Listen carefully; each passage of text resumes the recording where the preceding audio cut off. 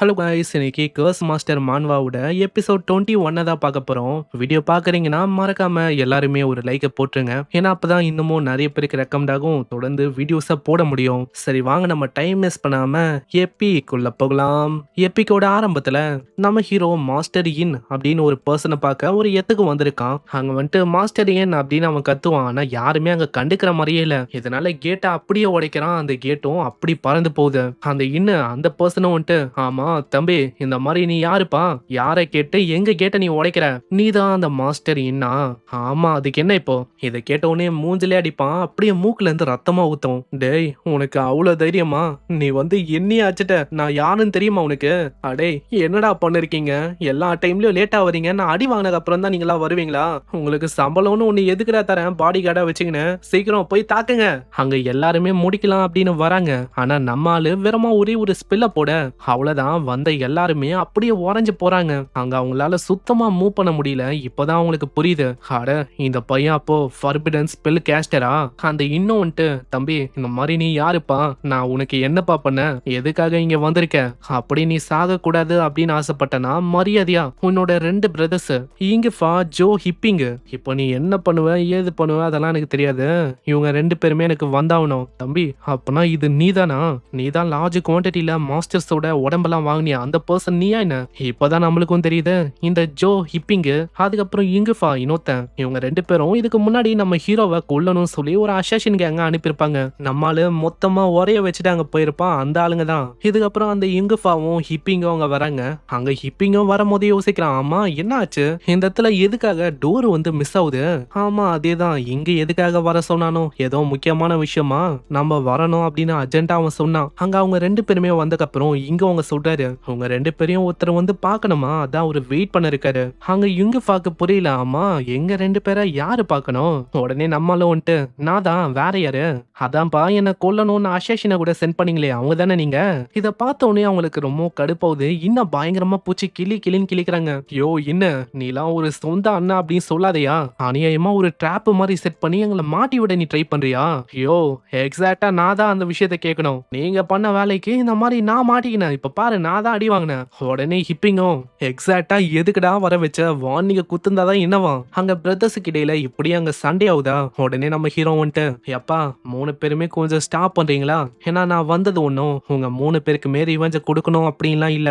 உங்க 3 பேருக்கும் ஒரு வேலை இருக்கு, அதை நீங்க பண்ணணும். அந்த பிசினஸ பத்தி பேசணும் அப்படின்னு சொல்லி தான் நான் இங்க வந்ததே. என்னது எங்களுக்கு வேலை இருக்கா? உடனே நம்ம ஈயும் அவனோட ரிங்கு வழியா ஒரு ஐட்டம் எடுக்கிறான். இது ரெயின்போ பியர்சிங் போ. இதோட அட்டாக் பவர் ஒண்டி 1200. சிம்பிளா சொன்னா பெரிய பெரிய ஷீல்டு ஏதால ஒட்டுமொத்தமா நுறுக்க முடியும். 200 மீட்டருக்குள்ள இருந்தா இதோட அட்டாக் பவர்லாம் அப்படியே டபுளா இருக்கும். அந்த அளவுக்கு ஒரு தரமான வெப்பன் தான் இது. அங்க இத பார்த்தோன்னே நம்ம இன்னும், தல நீங்க நினைக்கிற மாதிரி இதை அசால்ட்டா எங்களால ஃபோர்ஜ் பண்ண முடியாது. ஏன்னா இந்த மாதிரி ஒரு எப்பி கிரேட்ல இருக்க ஐட்டமை நம்ம ஃபோர்ஜ் பண்ணோம்னா எப்படியோ நம்மளுக்கு மாஸ்டர் பிளாக் ஸ்மித்தா இருக்கிற ஒரு பிளாக் ஸ்மித் வந்து தேவை. ஆனா அப்படி இருக்கும் போதும் அவங்களால தனியா இதை ஃபோர்ஜ் பண்ண முடியுமான்னு கேட்டா அதான் டவுட். ஏன்னா அவங்களுக்கே இந்த மாதிரி விஷயத்த பண்றதெல்லாம் ரொம்பவும் கஷ்டமான விஷயம் தான். அப்படியா? எனக்கு வந்து அந்த விஷயம் நல்லாவே தெரியும். ஆனா தனியா வெறும் ஒரே ஒருத்தர் பண்றதுக்கு 3 பேர் பண்றது எவ்வளோ பரவாயில்லப்பா. ஆனா தல, இந்த மாதிரி நாங்க ஒன்னும் ஒரு பிளாக் ஸ்மித் எல்லாம் இல்லப்பா. ஏன்னா நாங்க 2 பேரும் அல்கெமிஸ்ட், இன்னொருத்தன் அப்போத்திகரி, அதாங்க இந்த மெடிசன்லாம் கிரியேட் பண்ணுவாங்களே அந்த மாதிரி ஆளுங்க. அங்க இதை கேட்ட உடனே நம்மளால கில்லிங் இன்டென்ட வெளிப்பாத்தீங்கன்னே கேட்கறான். நான் அவங்க 3 பேர்கிட்டயும் திரும்பவும் கேட்கிறேன், உங்களால இந்த விஷயத்த பண்ண முடியும்ல? அங்க இப்படி ஆளு பவரை வெளிப்படுத்தும் போது மீன் தண்ணி எல்லாமே அங்க பறக்கும். அவ்வளவுதான், அந்த 3 பேருக்கும் சுத்தமா அல்ல. ஓகே தல முச்சிடலாம், அது என்ன பாசிபிளி பண்ண முடியும்னு நினைக்கிறேன். பண்ணிட்டா சரிதான், இல்லனா உங்களுக்கே தெரியும் உங்க நிலைமை என்ன ஆகும்னு. சரி நான் திரும்ப வருவேன், வரதுக்குள்ள எல்லாத்தையும் முச்சு வைங்க என்ன. அங்க அவங்க 3 பேருக்கும் என்ன பண்ணும் தெரியல, அவங்க மூஞ்சியா அவங்க பாத்துக்கிறாங்க. இதுக்கப்புறம் அங்க வேற வழி இல்ல. இப்ப அந்த எக்யூப்மெண்ட்டை ஃபோர்ஜ் பண்ண வேண்டியதான் நம்மால அங்க விடுவோம். இதனால அவங்க 3 பேருமே ஃபர்னஸ்ல போட்டு அதை ஃபோர்ஜ் பண்ண ஆரம்பிப்பாங்க. இதே மாதிரி ஃபோர்ஜ் பண்ணி வெற்றிகரமா அதை முடிக்கவும் செய்யறாங்க. தல நீங்க கேட்ட மாதிரி அதை முடிச்சிட்டோம், கொஞ்சம் வந்து செக் பண்ணுங்க. பரவாயில்லப்பா, நீங்க 3 பேரும் ஒரு எக்ஸ்ட்ராடினரியான ஒர்க்க பண்ணிருக்கீங்க. இப்போ அந்த புக்கு ஸ்பெஷலான ஆட்ரிபியூட் எல்லாம் இருக்கு. முன்னாடி பிளேடு மாதிரி ரொம்ப ஷார்ப்பாவும் இருக்கு. இந்த வெப்பனை ஒரு கத்தி மாதிரியும் பயன்படுத்தலாம், அதே டைம்ல ஒரு போ மாதிரியும் பயன்படுத்தலாம். 10 மீட்டருக்குள்ள யாரையாச்சும் நம்மால தாக்குனா அவ்வளவுதான். அங்க டிஃபென்ஸ்னு ஒரு விஷயம் இருந்தாலும் டைரக்டா டார்கெட்டே இதால தாக்க முடியும். அந்த அளவுக்கு ஒரு பங்கமான எக்யூப்மெண்டா இது மாறிச்சு. தல நீங்க கேட்ட மாதிரியே நாங்க அந்த எக்யூப்மெண்ட்டை பண்ணிட்டோம். இப்போ வந்து நாங்க போலாம்ல. கண்டிப்பா நீங்க போலாம். அப்படி ஒண்டி நான் சொன்ன விஷயத்த நீங்க பண்ணாம இருந்தீங்கன்னு வச்சுக்கோங்களேன், உங்க நிலைமைய பத்தி நான் சொல்ல வேணாம். உங்க நிலைமை என்ன ஆயிருக்கும்னு. சரி, நீங்க அந்த விஷயத்த பண்ணனால ஏதோ நான் உங்கள விடுறேன். இந்த இடத்த விட்டு தாராளமா நீங்க போலாம். அங்க இதுக்கப்புறம் ஆளு ஜி ஃபேமிலி அதாங்க நம்ம யூவ பார்க்க வருவான். நம்ம ஹீரோவ யூ பார்த்து ரொம்ப ஆச்சரியமாவுறான். அட பாஸ், நீங்க எவ்வளவு நேரத்துக்கு முன்னாடி அந்த ரூம்லயே தான் இருந்தீங்க. ரூமை விட்டு நீங்க வெளியிலயே வரல. அப்புறம் நீங்க எப்போ வெளில போனீங்க? நீங்க ஃப்ரண்ட் டோர் வழியால வரீங்க. ஐயையோ, நான் மறந்துட்டேன்பா. என் குளோனு இத்தனை நாளா ரூம்லயே தான் இருக்கு. நான் அது தெரியாம தேவையில்லாம இப்படி பண்ணிட்டேனா? சமாளிப்போம். அது ஒண்ணும் இல்ல. இந்த மாதிரி ரூம்லயே இருந்து எனக்கு ஒரு மாதிரி அழுத்து போயிடுச்சுப்பா. அதான் நான் என்ன யோசிச்சேன், கொஞ்சம் வெளியில போயிட்டு ஃப்ரெஷ்ஷா காத்து வாங்கலாம் அப்படின்னு யோசிச்சேன். அங்கிள் ஜி, நான் எதுக்காக இங்க வந்திருக்கேன்னா, அது ஒரு முக்கியமான விஷயத்த பத்தி தான் பேசணும்னு வந்திருக்கேன். உங்களுக்கே தெரியும், ரீசெண்டா நிறைய பேரு என்னை முடிக்கணும் அப்படின்னு திரியிறாங்க. அதனால நான் என்ன யோசிச்சிருக்கேன்னா, பாடி கார்டை ஹையர் பண்ணலாம் அப்படின்னு யோசிச்சிருக்கேன். பாஸ், எவ்வளவுதான் விஷயமா, அதான் நான் இருக்கேன்ல. நான் இந்த விஷயத்த பாத்துக்கிறேன். ஏன்னா என்ன பொறுத்த வரைக்கும் இதெல்லாம் ரொம்ப சின்ன மேட்ரு பாஸ். அங்கிள் ஜியும் ஆமா ஆமா நம்ம யூ இருக்கான், அவனே பார்த்துப்பான் இந்த விஷயத்த. சரி யூ, அப்புறம் எனக்காக அரேஞ்ச் பண்றீங்க என்ன? பாஸ், நீங்க கவலையப்பட வேணாம். நாளைக்கே ஒரு பாடி கார்டை உங்களுக்கு ஹையர் பண்ணிடுறேன். ஆனா நம்ம ஈலினோட பிளானே வேற. ஆளு போகும்போதே யோசிக்கிறான். உண்மையை சொன்னா இப்ப நான் என்ன பண்ண போறேன்னா, என்னோட 2வது ஐடென்டிட்டி அதுல நான் பாடி கார்டா இங்க வர போறேன். அப்புறம் என்ன, என்னோட குளோனுக்கு நானே பாடி கார்டா இருக்க போறேன். இதனால குளோனும் சேஃபா இருக்கும், என்ன கொல்ல வரவங்களையும் என்னால முடிக்க முடியும். அதே மாதிரி ஜி ஃபேமிலி கிட்ட பணத்தையும் வாங்கின மாதிரியும் இருக்கும். ஒரு கல்ல 3 மாங்காய். இதுக்கப்புறம் நம்ம யூவும் ஒரு போஸ்டர் வந்து போட்டிருப்பான், பாடி கார்டு வந்து வேணும்னு. அதுக்காக ஏகப்பட்ட ஆளுங்க இங்க வந்திருக்காங்க.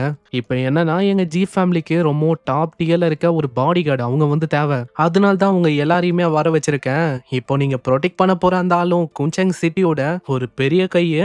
அதனால நீங்களும் உங்களுக்கு இடையில சண்டை போட்டு கடைசியில யாரு மிஞ்சுறாங்களோ அவங்க தான் பாடி கார்டாவும் இதுக்கப்புறம் இருப்பாங்க. அதுலதான் நம்ம ஈலினோ இருக்கான். ஈலினோ அங்க யோசிக்கிறான், பரவாயில்ல, இந்த இல்லூஷனரி ஃபேஸ் இது உண்மையிலேயே ஹியூஜான ஹெல்ப்பா இருக்கு. ஏன்னா யாருக்குமே என்னோட ஐடென்டிட்டியை பத்தி அங்க தெரியல. சரி, நம்ம ஆரம்பிக்கலாமா? ஆனா உடனே நம்ம ஈலினோ முன்னாடி வந்துட்டு, நான் கொஞ்சம் அவசரத்துல இருக்கேன், அதனால எல்லாருமே சீக்கிரம் அட் டைம்ல வந்து தாக்குங்க. என்கிட்ட அந்த அளவுக்கு டைம் எல்லாம் இல்லப்பா. பின்னாடி நம்ம யூவும் யோசிக்கிறான், ஆமா யாருப்பா இது? பாக்குறதுக்கு எங்க பாஸோட ஆட்டிடியூட் மாதிரியே இருக்கு இந்த பையன். பாவம் நம்ம யூக்கு தாங்க புரியல இது உண்மையிலேயே நம்ம ஈலின்னு. தம்பி, இந்த மாதிரி நீ ரொம்ப அரகண்டா இருக்கிற, இதுக்காகவே நீ வாங்கடிக்க போற எல்லார்கிட்டயும். அப்படியா? பேசுறத நிறுத்திட்டு வாங்க. ஏன்னா எனக்கும் என்னோட புது வெப்பனை டெஸ்ட் பண்ணும் சொல்லி ரொம்ப ஆர்வமா இருக்குப்பா. அவனுக்கு அவ்வளவு தைரியமா? ஆளுகிட்ட வெறும் ஒரு போ ஒண்டி தான் இருக்கு. இந்த மாதிரி ஒரு வெப்பனை வச்சு நம்ம எல்லாரையுமே முடிக்கணும் அப்படின்னு இந்த பையன் பாக்குறானா?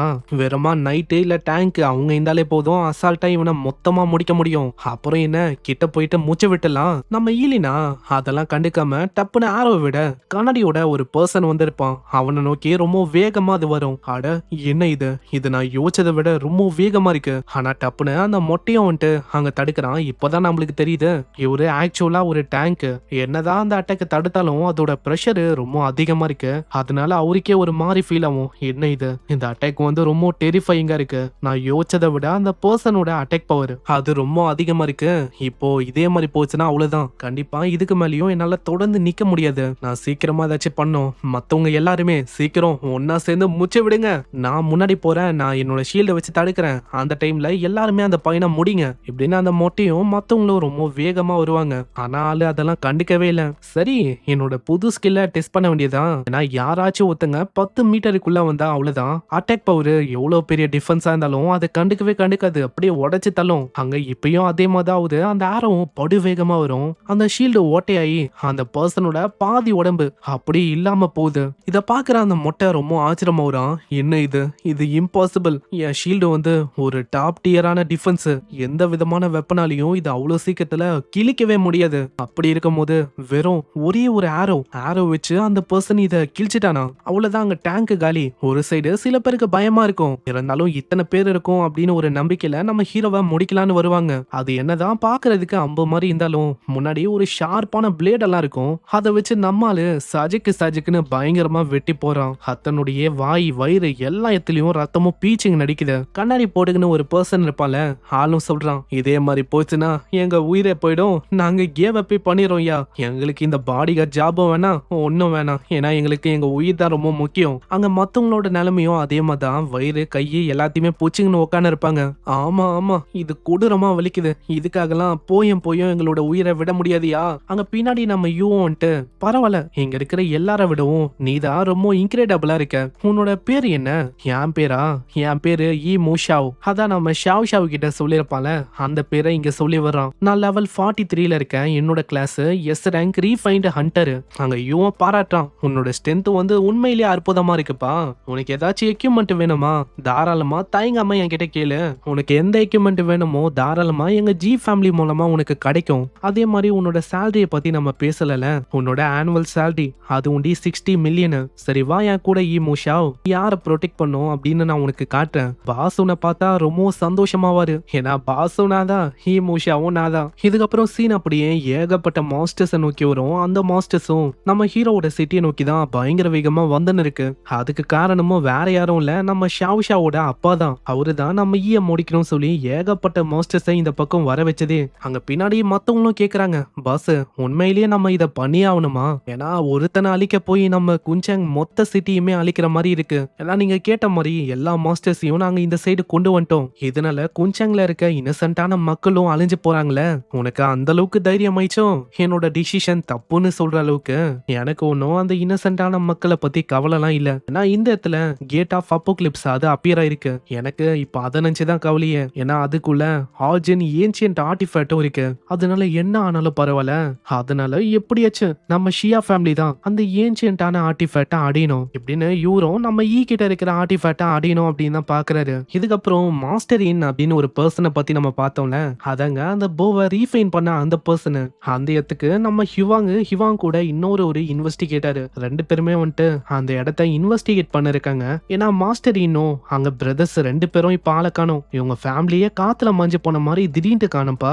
அந்த இடத்த நல்லா இன்வெஸ்டிகேஷன் பண்ணதுல ஒரே ஒரு விஷயம் இப்போ உறுதியா உங்களுக்கு தெரிஞ்சிருக்கு. மாஸ்டர் இன்னும் மறையதுக்கு முன்னாடி ஏதோ ஒரு போவை ரீஃபைன் பண்ணிருக்காரு. அதுக்கப்புறம் தான் அவரு என்ன ஆனாரு அப்படின்னு யாருக்குமே தெரியல. சீக்கிரம் இன்வெஸ்டிகேஷன் ஆரம்பிங்க. குஞ்சங் சிட்டில யார்கிட்ட பெரிய போ இருக்கோ அவங்க எல்லாரையுமே நம்ம பிடிக்கணும். ஏன்னா அந்த பர்சன் தான் ஒரு பெரிய சஸ்பெக்ட். ஹைலைட் என்னன்னா இதுலயும் நம்மால மாட்டிக்கிறான். அதாங்க நம்ம ஈ மூஷாவு, அதான் ஹீரோட ஐடென்டிட்டி. இவங்க நெக்ஸ்டா வர இடமே ஜி ஃபேமிலி தான். ரீசெண்டா இவங்களுக்கு ஒரு இன்ஃபர்மேஷன் அங்க கிடைச்சிருக்கும். ஜி ஃபேமிலிக்கு இப்பதான் ரீசெண்டா ஈ மூஷாவ் அப்படின்னு ஒரு பர்சனும் பாடி கார்டா வந்திருக்கான். அதுவும் எதுக்கு? நம்ம ஈலினை ப்ரொடெக்ட் பண்ணுமா. அங்க இதை கேக்குற நம்ம ஹிவாங்கா ஒண்ணுமே புரியல. என்னடா இது, எல்லா கேஸ்லயும் ஆனா ஒன்னா நம்ம ஈலினு இல்ல லிங்கே இவங்க ரெண்டு பேரும் ஏதாச்சும் ஒரு வகையில லிங்க் ஆயினே இருக்காங்க. இப்போ புதுசா இந்த ஈ மூஷாவ் இவன் வேற. நான் ஸ்டார்டிங்ல இது எல்லாமே ஆரம்பிச்சது அந்த கெங்ஷாங் அந்த பர்சனை நம்ம ஹீரோ மொத்தமா எரிச்சிருப்பான்ல அங்கதான். இதுக்கப்புறம் அவங்க ஜி ஃபேமிலிக்கு உள்ள வருவாங்க. அங்கதான் நம்ம ஈ மூஷாவும் நம்ம ஈலினோட க்ளோனும் இருக்கு. இவங்கள பார்த்தோன்னே நம்ம ஹீரோவும் கேக்குறான், நீங்க எல்லாருமே எதுக்காக இங்க வந்திருக்கீங்க அப்படின்னு நான் தெரிஞ்சுக்கலாமா? நீ தானப்பா அந்த ஈ மூஷாவு, எங்க இன்வெஸ்டிகேஷன் கேஸ்ல நீ தான் ஒரு பெரிய சஸ்பெக்டா இருக்க. ஏன்னா ரீசெண்டா ஒரு பெரிய பிளாக் ஸ்மித்தா இருக்கிற மாஸ்டர் இன்னு அவரை யாரோ ஒருத்தங்க கொலை பண்ணிருக்காங்க. அதனால இன்வெஸ்டிகேட் பண்ணும் சொல்லி நாங்க வாரண்டோட வந்திருக்கோம். கொஞ்சம் பேரோக்கு வர முடியுமா? உடனே நம்ம ஹீரோட க்ளோனும், எவிடன்ஸ் இருக்கா ஃபர்ஸ்ட் உங்ககிட்ட? எவிடன்ஸா கேக்குற? எவிடன்ஸ் சாலிடா எங்க கிட்ட இருக்கு. ஈ மூஷாவ் பின்னாடி ஒரு வெப்பன் இருக்குல்ல, அந்த லாங்கான போ, அதை ஃபோர்ஜ் பண்ணது வேற யாரும் இல்ல, அந்த மாஸ்டர் இன்னு அவன் தான். அதனால ஈ மூஷாவ் நீ எங்க கூட வந்தாவணும். அங்க பின்னாடி தண்ணில இருந்து திடீர்னு ஒரு பர்சனும் அப்பியர் ஆகுறான். நீங்க எல்லாருமே இன்வெஸ்டிகேஷன் பீரோல இருந்தா வந்திருக்கீங்க. இவாங்க அதை பார்த்து ரொம்ப ஆச்சரியமாகறான். ஆமா யாருப்பா இவங்க? புதுசா ஏதோ வித்தியை காட்டுறாங்க. அந்த பர்சனும் ஒரு இன்ஃபர்மேஷனை கொடுக்க ஆரம்பிக்கிறான். இப்போ மேசிவான அளவுல ஒரு டிமானிக் பீஸ்டோட ஒரு பெரிய வேவ் அது குஞ்சாங்க அழிக்கணும்னு சொல்லி வந்துன்னு இருக்கு.